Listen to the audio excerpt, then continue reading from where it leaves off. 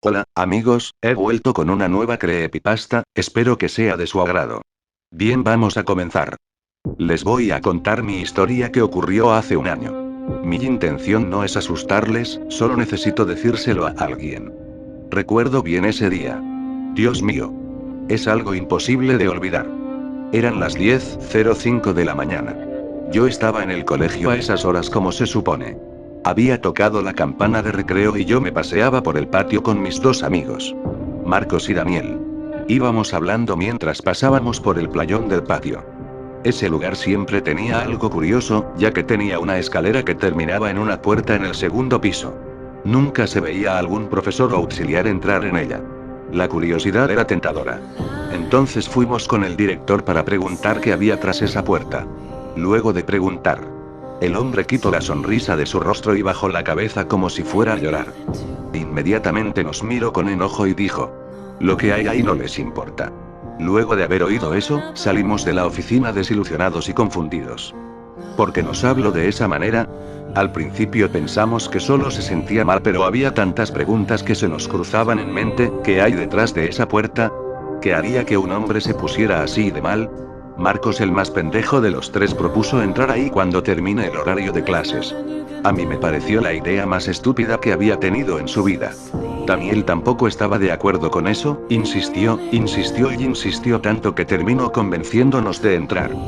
Terminada la jornada, los tres nos escondimos en un salón vacío y esperamos a que los profesores se fueran a la sala de descanso. Pasado esto, nos dirigimos cautelosamente a la puerta. La puerta no estaba cerrada con llave, pero desafortunadamente estaba atorada debido al paso de los años. Marcos y yo empujamos la puerta lo más fuerte que pudimos hasta que se abrió, dejando salir mucha tierra y humedad. La oscuridad invadía todo ese cuarto y había un olor desagradable. Tomamos unas linternas de la mochila que traíamos y una vez preparados entramos. Como Daniel era medio miedoso, le dijimos que detuviera la puerta por nosotros. Empezamos a caminar por el cuarto. El lugar era muy húmedo y el aire muy pesado. Parecía que nadie había entrado ahí en años. En eso, con el rayo de mi linterna alumbré al piso y vi una mancha roja. Miré detenidamente y si era eso, ¿qué más podía ser? Sangre. Era un charco de sangre ya seco. Nos asustamos un poco ya que no era lo que esperábamos. De uno de los lados del charco salía un rastro de más sangre, como si hubieran arrastrado un cuerpo. Seguí el rastro con la linterna y terminé en una esquina del cuarto. En ese momento vi algo extraño. Parecía ser una mano. Antes de poder seguir alumbrando, nos asustó un golpe fuerte detrás nuestro. Nos dimos vuelta rápidamente y ahí fue cuando la cosa se puso fea. La puerta estaba cerrada. Pensamos que Daniel estaba gastándonos una broma, pero no fue así. Intentamos abrir la puerta pero no tenía caso, estaba atrancada como antes de que la abriéramos. Empezamos a tener mucho miedo, pero sabíamos que teníamos que estar calmados. Llamamos a Daniel pero no respondía. En un momento pensamos que tal vez nos dejó encerrados a propósito y se fue, pero Daniel era un buen amigo y jamás haría eso. En eso, volví a apuntar con mi linterna al rastro de sangre y jamás olvidaré lo que vi cuando el rayo de mi linterna dio con la esquina del cuarto. Parecía ser un niño sentado en posición fetal e inmóvil. Marcos estaba a punto de gritar, pero le tapé la boca con mi mano mientras observaba al niño. Estaba sentado mirando hacia la pared. Fue entonces cuando empezó a voltear. Estábamos desesperados y no estábamos preparados para lo que iba a pasar. Cuando se volteó, definitivamente su rostro era todo pálido, tenía cortes horribles por toda la cara y sus ojos eran negros. Se nos quedó mirando por un instante y entonces repentinamente dio un grito horrible que terminó por aturdirnos. Cuando logramos recuperarnos, volví a apuntar mi linterna a él, pero ya no estaba ahí. Cuando bajamos la guardia, algo me golpeó por atrás dejándome inconsciente. Recuerdo bien que desperté en medio de la oscuridad. Ese olor me decía que aún seguía en ese horrible cuarto.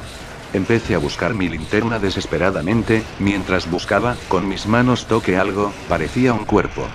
Mis manos se mojaron en algo, lo cual pude deducir como sangre. Fue ahí entonces cuando algo me tocó en el hombro, salté del susto. Un rayo de linterna alumbró mi cara. Afortunadamente era Marcos, me ayudó a levantarme. Cuando pasó el rayo de su linterna en el piso, pude ver lo que yo estaba tocando. Era Daniel, estaba muerto. Tenía todo su estómago destrozado con sus vísceras afuera. Marcos dijo que debíamos salir y rápido. Empezamos a movernos con cuidado, pero fue en vano. Esa cosa volvió a gritar esta vez más fuerte y se apareció frente a nosotros, sus ropas estaban todas desgarradas y estaba muy delgado, casi esquelético. Intentamos evadirlo pero se movía a una velocidad sobrenatural. Era imposible de creer. Corrimos por todo el cuarto para escondernos de eso. Después de unos minutos parecía que ya no estaba. No sentimos gritos ni nada por el estilo. Rápidamente corrimos a la puerta e intentamos lo más posible para abrirla, pero como dije antes era imposible, estaba completamente atrancada. Fue ahí cuando Marcos vio un hacha en el piso. Dijo que con eso podríamos romper la cerradura de la puerta. Tomé el hacha del suelo y empecé a pegarle a la cerradura. Faltaban solo unos pocos golpes para que se rompiera. Antes de seguir haciendo esto, esa criatura me tomó repentinamente de las piernas haciéndome caer. Esa cosa me arrastraba cada vez más hacia mi muerte, pude ver en sus ojos ennegrecidos ese odio que tenía acumulado. Rápidamente un hachazo se impactó en la espalda de esa cosa. Me soltó y pude ver que Marcos lo tenía retenido. Sacó el hacha de la espalda de la criatura y me la lanzó para que abriera la puerta. Mientras golpeaba la cerradura esa cosa se retorcía de dolor en el suelo. Marcos sin darse cuenta, la criatura se repuso y le tomó de las piernas. Empezó a arrastrarle hacia la oscuridad. Intenté salvarle. Pero él me decía que lo dejara y que me fuera. Me despedí tristemente de mi amigo y golpeé la puerta una vez más. La cerradura se rompió y la puerta se abrió. Desesperadamente salí afuera. Pude ver cómo la criatura venía a por mí, pero antes de que pudiera hacer algo cerré la puerta. Afortunadamente a mi lado había una soga, metí un extremo de la soga en el hueco donde estaba la cerradura y até el otro extremo al barrote de la escalera ya que la puerta se abría para adentro. Después de eso bajé al playón de nuevo y me dejé caer en el piso por el cansancio y el shock. Desperté sentado en una silla. Estaba en la oficina del director, él me estaba mirando fijamente de forma molesta, fue ahí cuando le pregunté qué es lo que había encerrado ahí. Él me sirvió un vaso de agua y empezó a contarme.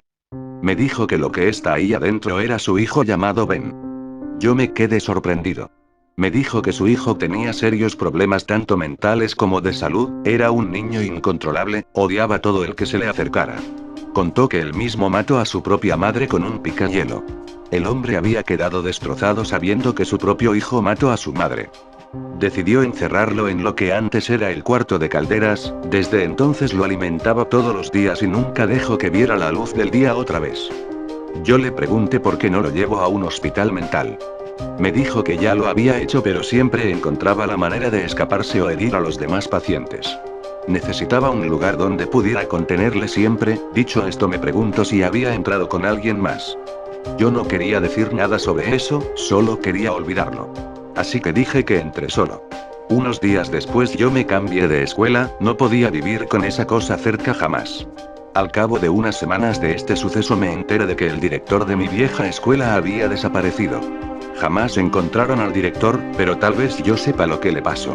Hoy en día sigo pensando que tal vez, solo tal vez, Marcos aún siga con vida dentro de ese cuarto.